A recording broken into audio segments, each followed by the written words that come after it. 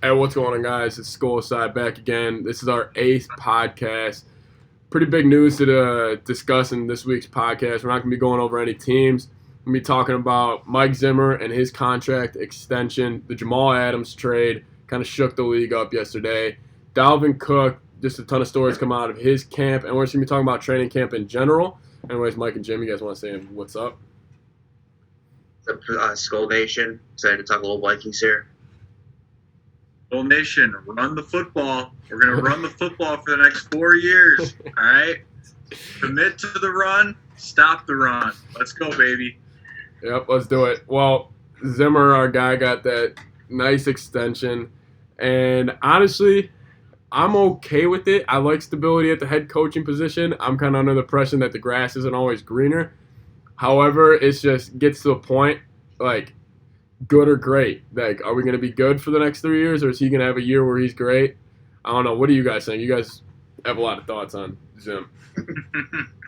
I'm not a big fan of the contract extension, to be honest. It just, we've seen from Zimmer over the past few years, just like you said, Pat, I don't know. We just never had a great year out of him. He'll put together some good regular seasons, but, he just they don't come through in the big game. You saw last year, all the big games they played, they just, got pretty much dominated overall. I mean, I wouldn't put it all on him, but there's never any adjustments made. It's the same thing. And when they're going bad and he doesn't make adjustments, it's going to be a loss. So I don't know. I'm not a huge fan of it. You just, in my opinion, too conservative. I think you need an aggressive coach to win a Super Bowl. But we'll see. But yeah, not a huge fan. Hey, I don't want to be long-winded about Mike Zimmer, but all right, I'm happy for Mike Zimmer because I actually like Mike Zimmer, and I know I make a lot of jokes about him because he's a funny, he's an easy guy to make jokes about, Yep. But Mike Zimmer's a real good guy, and it's hard not to be happy for a guy who was assistant coach for 40 years and then got a head coaching job, and now is probably going to be coaching if he runs out the rest of this contract extension for a team for 10 years, which is pretty hard to do in the NFL. Now, Zimmer is definitely, as a Vikings fan to all of us here, we've had some interesting coaches, Mike Tice, Brad Childress, oh my God, Leslie Frazier. But Zimmer's definitely been the best coach, in my lifetime besides Denny Green, who, I was like 5 years old when he was the coach. So, Zimmer is 57, 38-1 as the head coach for the Vikings. So I see why a lot of people are excited because I think a lot of people like Zimmer. He's that 2017 season was a really nice season. He did it with a backup quarterback and a backup running back. Latavius, was probably starting running back, but they lost Cook that year. So, pretty impressive. But I do understand. I think a lot of people on Twitter that we follow and in our Skol Nation Twitter, I think a lot of them are happy about this. And I could see why. Zimmer's the Vikings have always been a pretty competitive team under Zimmer. But for the fans that are frustrated, like Mike below, I understand because if you're being honest, the last 2 years, I vision the Vikings fan base as one of the most loyal, best traveled, and they've created an environment at US Bank Stadium that's one of the toughest places to play. Yep. They deserve better. And the last 2 years haven't been good enough. 2018 was a disaster, and 2019 last year was, it was a nice season, but there should have been so much more. They should have been in the NFC Championship game last year. They shouldn't have had to go to New Orleans and go to San Francisco. And yes, in a lot of big games, they've fallen flat on their face. They only have 2 playoff wins in 6 years, and one of those playoff wins was some miracle where they blew a 17-point lead with the number one defense at home. So, Yep. For Zimmer, I think he's a good guy. I think he's a really good football coach. But people are going to bring up stats about defense and yes, the Vikings have always had a pretty good defense under him. He's not here to be a defensive coordinator. Yep. He's here to be he's a head coach. Right? So grade him on how many playoff games he's won in Super Bowls, which I know are hard to do. But he hasn't won a Super Bowl yet, and this fan base deserves a Super Bowl. End of rant. I'm sorry. Go ahead. No, I mean, hey, I completely agree with a lot of what you said. I'm way more, Jim, you're more of like middle of the pack on this extension. I'm way more positive when it comes to this, but I also see where, like, Mike, for example, you are a little more negative because, I mean, again, it's like at the end of the day, like, you know what, going 10-6, 11-5, that's fun. Like, we could do that, like, forever. But, like, then it gets to a point where it's like, okay, where's, like, the breakthrough? And I thought 27, I mean, listen, the whole thing about 2017 with Zimmer that bothers me was you have a chance to host your own Super Bowl. That doesn't come around every once in a while. And I get you're coming off like this miracle play, but then the NFC Championship game, and then your offense goes down and scores a touchdown on the first drive. You're up 7-0. Like, you got to be able to come up with something. Like, I don't know how you let, like, Nick Foles just – I mean they were running flea flickers on us. They were running flea flickers, throwing 50-yard bombs, and it was just like, how do you – and I get the coaches only coach, players play, but, like, a lot of that was just scheme and just Doug Peterson being a better coach than Zimmer. However, I think also, if I'm being more positive, it's really hard to win in the NFL. I mean, winning a single game is hard, and he does string together wins. I mean, it's really confusing. I mean, it's just like kind of like when you're in like a weird relationship with someone. You're like, oh, he does this good. Maybe he'll change and be like really good. But then again, it's like, where does it cut it? Like where, like I don't know. It's tough. It's a really tough situation. I'm fine with it for the amount of what they give him. So he has 3 more years for sure as being our coach. I'm fine with that mainly because of the rookies. I think it would be a little unfair if you give him guys like Gladney, Wonham, Lynch, Dantzler, all those guys, and like just cut them after it and then pull Zimmer out for a year. Let them develop it. I think the extension's fine, but I can totally see why. I mean, because if the Vikings go like 9-7 this year, I'm gonna be sitting back like, this roster's way too good. Like, look at the defensive talent. If he can't make this defense top 5, top 10, like what else does he need? On defensive side of the ball. Offensive side of the ball, I get he's had 4 coordinators, ton of backup quarterbacks. There's been a lot of mess there. But defensively, he's kind of had everything he's wanted. Yeah. I was going to mention one more thing is that, like Zimmer, he's known as a defensive guy, but in the biggest games, the defense doesn't show up. Exactly. Like against the Eagles, they give 38 points. Yep. Last year against the Niners, just getting gas. Seattle last year. Yeah, Seattle. That's what I'm saying. That's my biggest thing with Zimmer is that he can develop players individually. I think he has done a good job of that. And overall, the defense has been good, but in the biggest games, the defense falls flat, and it's kind of frustrating. And then he doesn't care about offense, so he'll just be cool with run the ball. 3rd and 10, let's throw a pass. Let's punt. He's cool with that. So I don't know. I'm just. We'll see what happens, but yeah, I don't think Zimmer gets him over the top. I hope he does. Like I said, I've always liked Zimmer. Like I said, he's a good guy. He's a football guy. He's a total football guy. He is by definition a football guy. This guy lives on a ranch in Kentucky, and drinks beer, shoots guns. Does all that stuff. Shoots tobacco. Got a spitter. It's awesome. All right, he is a football guy. He studies tape with his son. I think it's cool. Yeah. All that.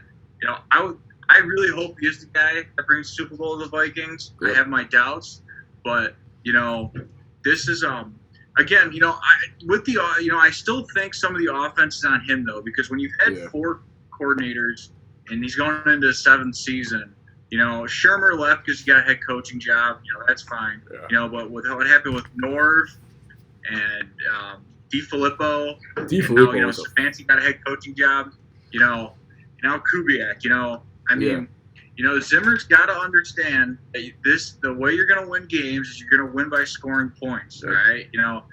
We can't be okay with punting the ball, and I know he likes to run the ball and that's fine, but this is you're going to win championships by scoring points.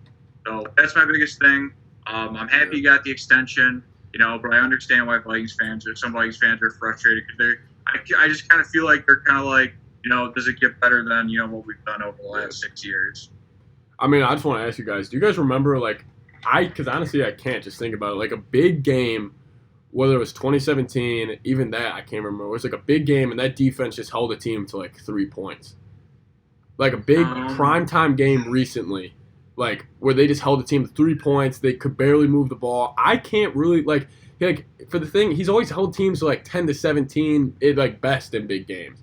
Like even the Saints playoff game, they still almost came back. It wasn't for a Daniil strip sack, or I mean that game was insane. But like I can't really remember a big game where that defense kind of put their foot on somebody's throat. I don't know if you guys. I mean, I'm just kind of asking here. The only I can't. The only game that comes to mind is maybe 2017 when they went into Atlanta and won 14-9. Yeah. Oh yeah, that was a big game. I mean, just because Atlanta's got Julio Jones and they got a lot of offensive weapons, I guess that was a noon game. I mean, but like in a playoff game, like I guess Seattle. I mean, but that was negative 20 degrees. You should hold the team to 9 points. I mean, the conditions forced us to playing Zimmer football that day. I mean, field goals, -30. But even then, you're up 9-0 in the fourth quarter against Seattle. Well, and they blew it. They blew it. Yeah, I mean, they had that fluke over the big play. Yeah, I mean, they had that fluke play, and then AP fumbled, and then Blair, of course, missed it. But I mean, Zimmer.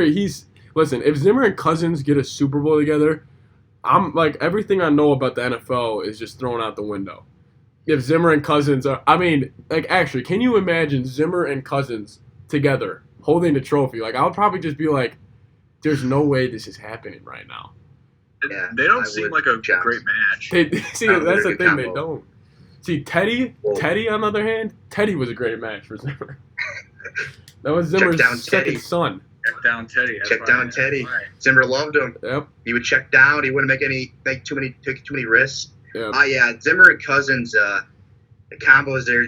Weird combo. Kirk's known for not winning a big game, and then Zimmer obviously, hasn't won a ton of big games. Just in his career. Also, a couple, but highlight game from last year. I was just thinking about this when we said we were going to talk about Zimmer. That Chiefs game last year. I'm sorry, but like I get Cousins. Cousins played. I'm gonna be honest, Cousins played all right. I think he had like 252. He was missing some early passes, but you're playing an Arrowhead. He still put up a good amount of points.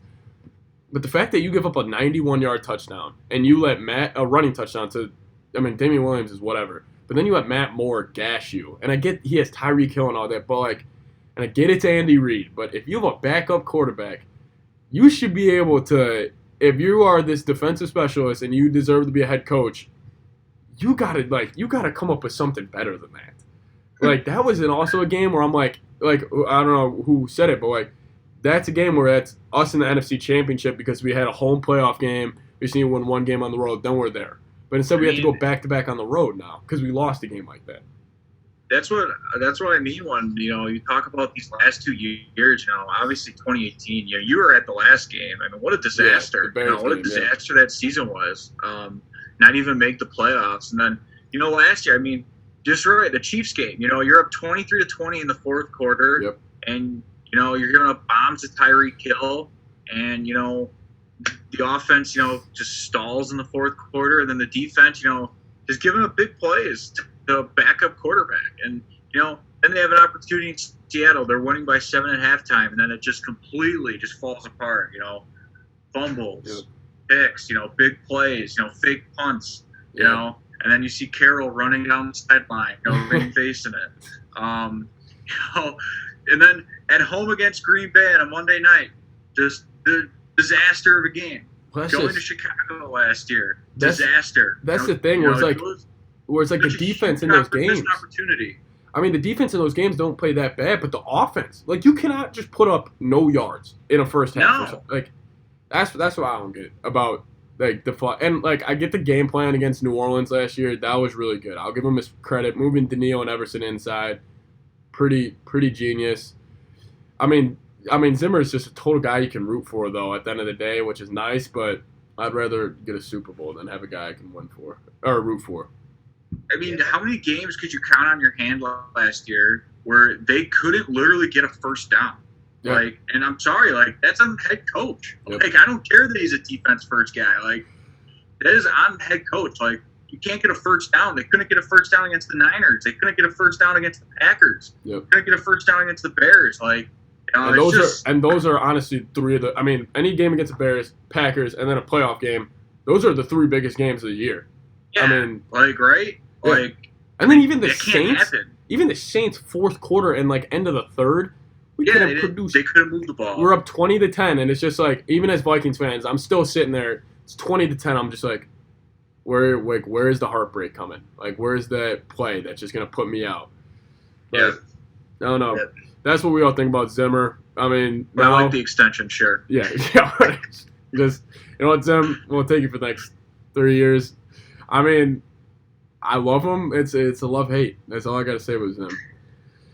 All right, so let's talk about Jamal Adams. I mean, he went to Seattle for, I believe it was 2 firsts and a third. Am I right about? I think that was what the final deal was. Mike texted us yesterday and said, "What a haul for having no leverage," and I have to agree. I mean, 2 firsts for a safety. I don't know. What do you guys think about it? I think it was great for the Jets. Also pretty good for the Seahawks. I don't know how they're going to pay him, but great move for the Jets, honestly. Yeah, it was honestly, that's an unbelievable haul just because the guy literally didn't want to play for the Jets anymore. Like, literally no leverage whatsoever to get 2 first rounds out of that, especially for safety. That's pretty impressive. They can fill some other needs, in the drafts coming up. But it's a good move for the Seahawks too. They're in win now mode. It's obviously huge upgrade.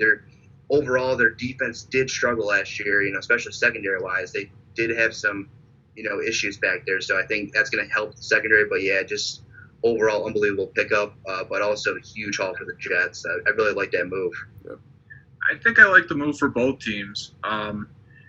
Yes, when we kind of went through this with Diggs. When you get a haul, like the Jets did for a player that didn't want to play on your team, was kind of causing issues. To get 2 first-round picks and a third-round pick is, pretty good haul. That's like a Khalil Mack haul, for safety. Yep. Like, I mean, that's pretty darn good. At the same time, if you're Seattle, you got one of the best quarterbacks in football, and, you got to win.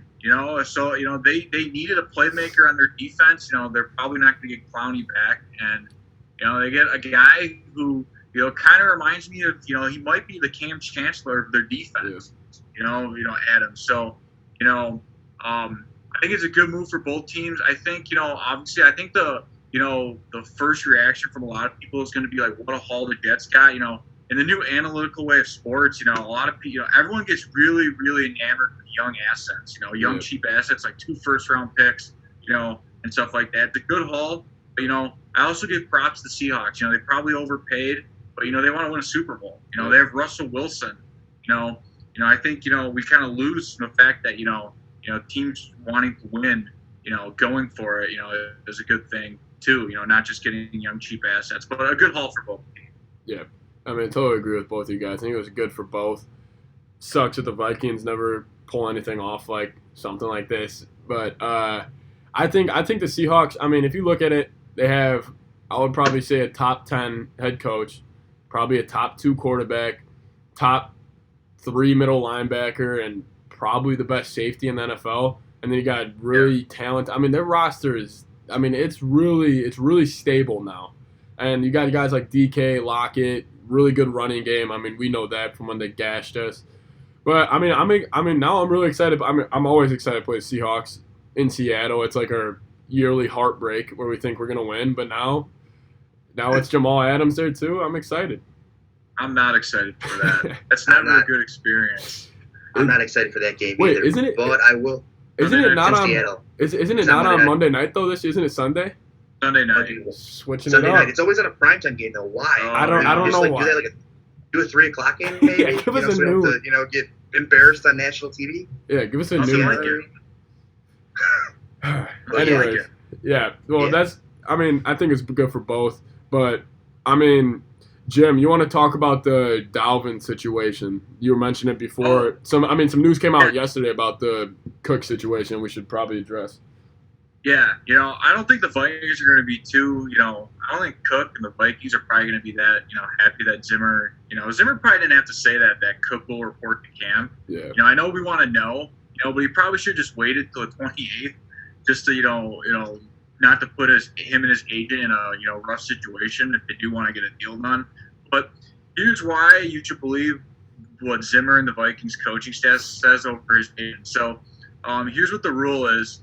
Basically, if Cook doesn't show up to the first day of camp, then he is going to be a restricted free agent after the 2020 season under the new CBA rule. So he won't be an unrestricted free agent; he'll be a restricted free agent, which could have some pretty big implications for him. He's looking for a big payday. How many teams are going to shell out big money for a running back? Probably not a ton. And a running back who's been hurt too. Yeah. So he'd rather not have you want to be an unrestricted free agent instead of a restricted free agent. I won't go into details on that, but really, I mean, it makes no sense for him to hold out. No, he has no leverage at all.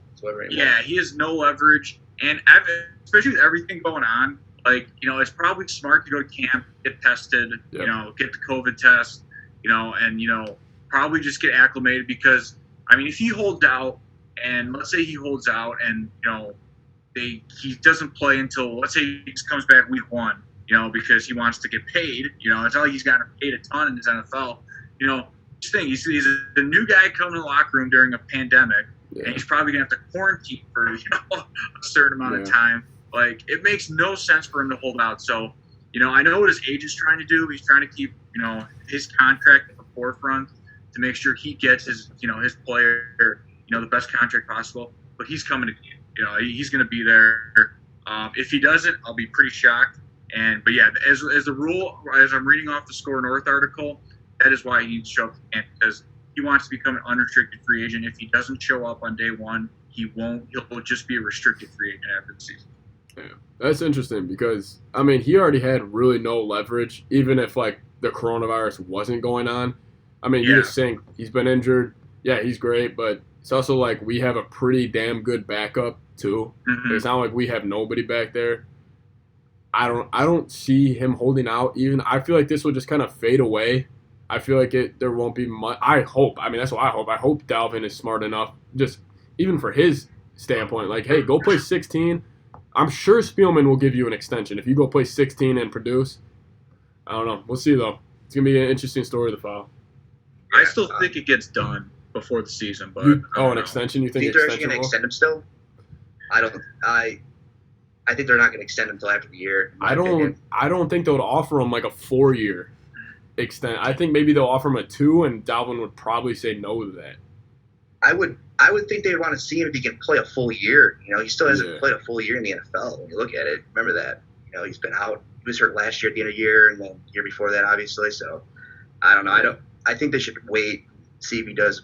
How he can play a full season, and then. But I agree with you guys. It makes no sense for him not to come back. Now with coronavirus, he's got to obviously go through all this protocol. So it makes sense for him to go there at first day of camp. So kind of a bad timing for him to be a free agent though with this going on. Kind of bad luck for him.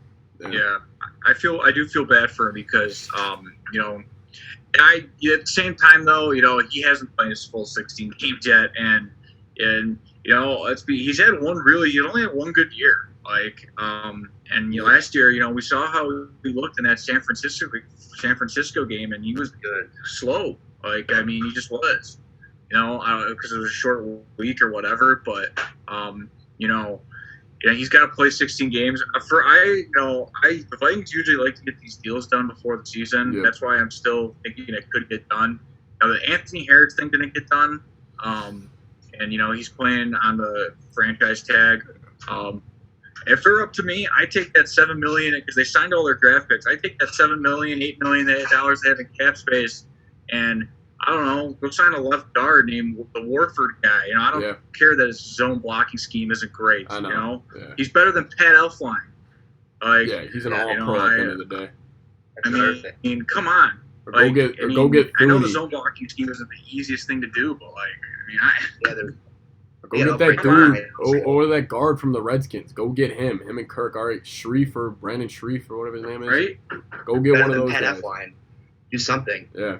Anyways, guys, Pat F-line. thank you so much for watching. That was episode 8 of the SKOLSIDE cast. You know, we kind of ranted about Zimmer for about half of this. But anyways, Jamal Adams really shook up the NFL. And then Dalvin Cook, hopefully he'll be a Viking week 1, wearing number 33. So anyways, thank you guys so much for watching.